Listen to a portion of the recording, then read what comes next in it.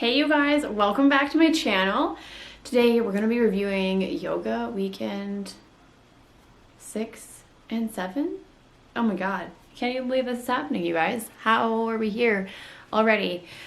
It's been a while. I've been really hiatusing on YouTube just because of the severe, insaneness of yoga weekends and how much yogiing I have to do. So, I don't want these videos to feel like I'm just shitting on the yoga training experience. If for those of you that are watching that are in my training or are a part of all of this, I don't want to feel like this is a negative experience. It's been a lot different than I ever planned it on being. And it's not been a bad experience. It's just been a very eye-opening experience in a people aspect. So that's a lot of stuff, but I'm learning so much, and I probably really haven't been sharing the learning side or expecting that as much as I probably should have in these videos. I feel like I might have just been kind of shitting on the entire experience. But overall, I'm learning a ton, yoga poses and the safety and all of the things about actually being a yoga teacher are it's really eye-opening, and it's really kind of opening up my world and my yoga practice to a whole different light. I go to yoga now, go to a class, and I'm just nope, that's not safe. Oh, nope, that's not safe. Nope, you shouldn't be doing that. Nope.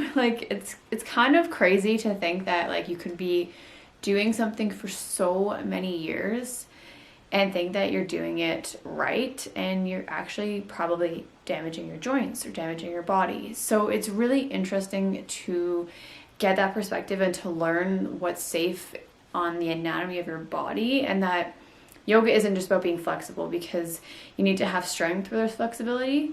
So it's really important to have both parties active in the yoga, not just being I need to be flexible to do yoga, because being flexible is a really dangerous thing in yoga. As that may sound totally contradictory to everything else that you've heard about yoga, but that is actually the case. So I won't go into too much detail about this past weekend, number 7. Let's just say I shared on my Instagram story some of the shit that was going on, and pardon my French, shit. It was actually shit. Basically, one of the teachers digressed completely from the curriculum and opened up everything up into a giant therapy session. And it was completely unacceptable and quite frankly disgusting. And I was emotionally jolted by the experience because I'm empathic and I take on people's emotions. So it was emotionally really hard for me to handle. So I ended up leaving partway through the day and calling our lead instructor and reporting this because it was completely inappropriate. I'm a huge mental health advocate. As you guys know, if you guys are part of my channel, you've been here many, many years, or you know me personally, you know that I've always struggled with my mental health, and it has always been something very, very important to me and something very near and dear to my heart. And to see this person who's not qualified and not trained to guide people through their past PTSD or their childhood stuff that happened or anything, mental health, depression, anxiety, etc. Someone who's not qualified to do those things and go through those things is completely unacceptable. And if you are diving down that road and you're opening that up, opening those floodgates, you need to have somebody on site who is qualified to manage that, because when you start ripping band-aids off and opening wounds, a lot of shit comes up, and that can be very detrimental to somebody's current mental state, and it can also be very emotionally traumatizing for them that they didn't have the tools or the support that they needed to get through that situation or those feelings. So I won't go into too much detail. That's kind of the gist of what happened. It was emotionally exhausting and jolting, and I was appalled by the entire thing, and I think it's so inappropriate to rip open wounds like that and let them just bleed.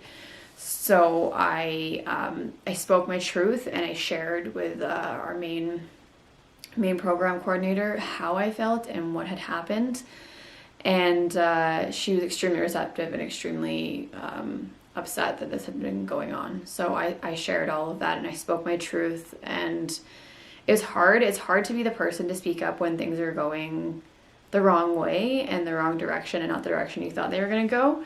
So I felt really terrible that I had to be the voice of truth. But on the same hand, looking at the entire weekend and the entire situation, I truly believe that I was put here for a purpose, and I'm trying to live my dharma and fulfill my dharma in every moment of my day and every scope of my life, with finding the path that allows me to live my dharma. And if I haven't shared with you guys, dharma, it means your life's purpose, what you were put here to do. And I truly believe that situation that happened last weekend was part of my dharma, that I was meant to be in this place, in this yoga training with this person, and I was meant to be there to help her change something. And that is part of what I've discovered in my personal experience with my yoga training, is that is part of my dharma. My dharma is to change people's lives and to help people be better versions of who they are.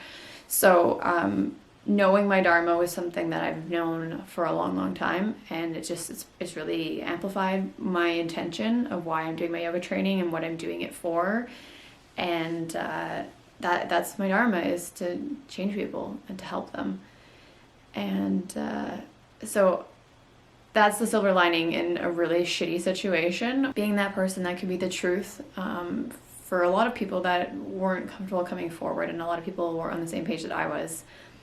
And this has been going on for quite some time in the trainings, different trainings prior to my training. So I had to be kind of the warrior of our group and speak that truth. So it's not been easy, but I tried to find the silver lining in the entire situation, and I think that I did. And I think that I took a few days, I took a beat, relaxed, de-stressed, took away from that entire experience. So yeah, it's not been easy, but there's purpose in everything that happens, and every shitty situation, there's always a reason or a growing experience from it. So yeah, so that's kind of what happened.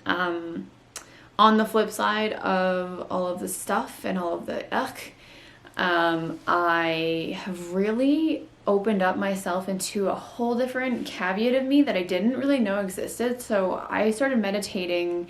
Like the entire yoga training, I've been like fighting meditating and fighting actually like getting into meditation, because I cannot stand sitting in my shit, sitting in silence, dealing with my crap. And the last 2 weeks, I started meditating, like doing guided 5-minute meditations in the morning. And then I find myself doing meditations in the evening as well. So it's not every day. I don't like put structure or pressure on it. I just kind of like, I'm going to do 5 minutes before I go to work. So I sit and like put in like a guided headphone, YouTube meditation, let it play, get all my shit out, clear my mind. And then I try and do it either when I go to bed or before I go to bed or after my yoga practice in the evening.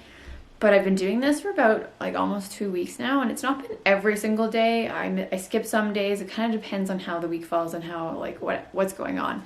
But I've really seen a shift in like the craving to just sit and clear my mind and feel less stressed and feel less angry. And that comes with part of the learning from the meditation, is that I've really learned to just kind of like sit and be present in that. And it's really opening me up to this whole new side of me. Like I never thought I'd be able to meditate ever. Like I can't even tell you the beginning of this journey. I was like, fuck meditation, fuck sitting in your crap. Like I don't want to deal with it.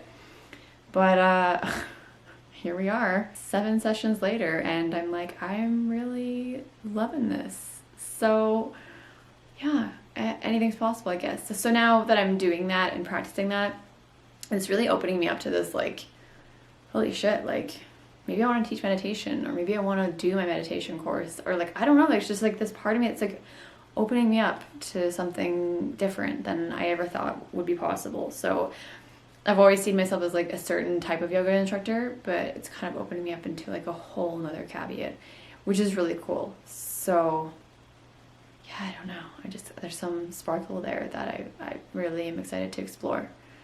So yeah, stuff's good. Things are great. Learning so much about myself and about the journey and just overall understanding people and what's going on. So there's been a lot of stress and energy stuff that I've really had to work on. But I've learned a lot, and I'm still learning a lot. So I've got 2 more weekends. The last weekend is like the last poses and the last like practicing cueing, getting all that stuff out, and then like there's like a 2-week break, and then it's my practicum. So I got to teach a 60-minute class to my fellow 20 students, which is crazy and scary, and I'm like, holy bananas, I don't know how I'm gonna do this. So I'm petrified of that, but we're gonna do it. We're gonna work on it, and all I can do is be positive and just be like, I've got this. It's fine. No problem. So yeah, that's my update, you guys. Weekend 6 and 7. Weekend 6 and 7. Update for weekend 6 and 7. Holy moly. Coming to the near end of this, and it's crazy to believe. So I hope you guys are enjoying these updates. Give me a thumbs up. Don't forget to subscribe down below, you guys. And I'll link my Instagram here so you can follow along as I dive more into the yogi photoing and all the fun that I'm doing on Instagram. So yeah, wow. That is it for today's video. I will see you guys in the next one. Love you guys so much. Bye.